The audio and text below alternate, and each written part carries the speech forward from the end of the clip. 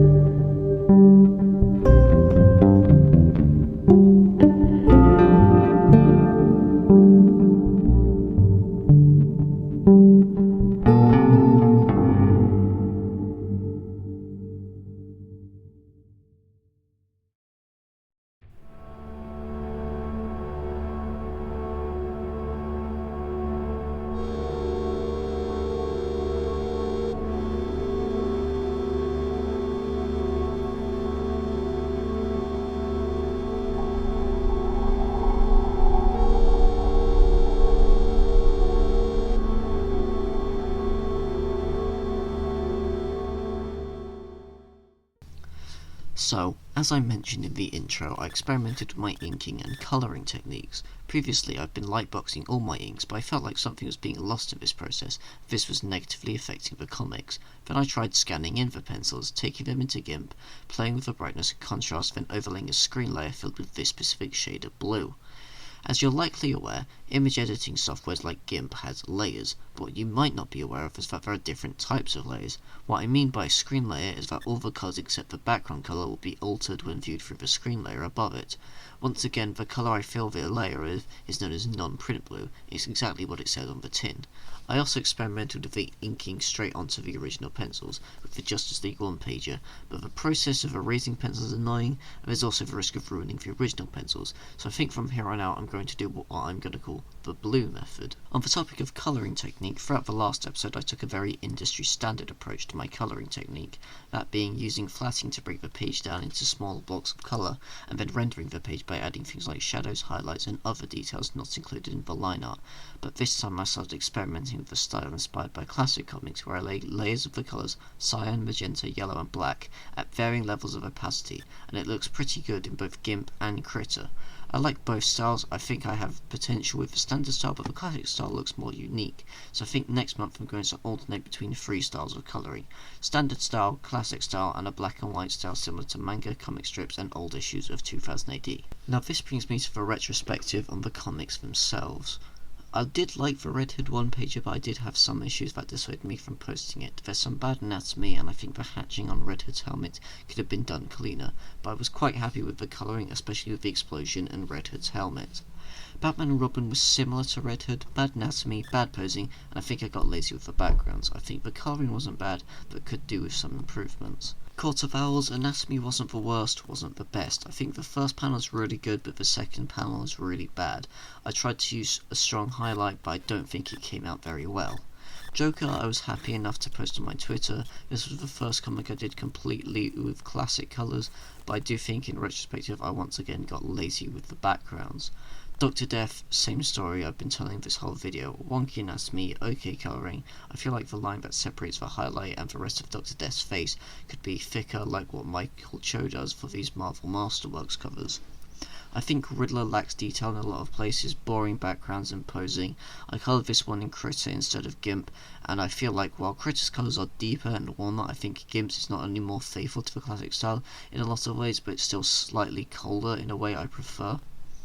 Clayface is another one I liked enough to post on Twitter. I really like the line art and I think the colouring works, but I still feel like the colouring causes something to be lost, so it'll be interesting how the tone comics from the next video are going to compare to the full colour comics. Finally, there's Justice League, which is my first attempt at a double page spread. I think it was an interesting experience, and I used a pretty interesting technique where I flatted the page, placed a blank layer below the colours, filled it with a dotted pattern, and then converted the colour layer to a screen layer. It definitely gives the piece an interesting texture, but I don't think this will be a constant thing. Once again, next month I'm going to be working on my various colouring techniques, and maybe even decide on one that I'll use going forward. I also want to take a moment to talk about the content on this channel in the future. If you're one of my loyal followers, you'll know that in the past I've done gameplay and video essay content. I think alongside this video series I'm going to start producing video essay and video game related content, and also try to keep to a consistent upload schedule. So I hope you check out the new content and also continue to follow me on my comic book journey by watching these videos. Thanks for watching and have a nice day.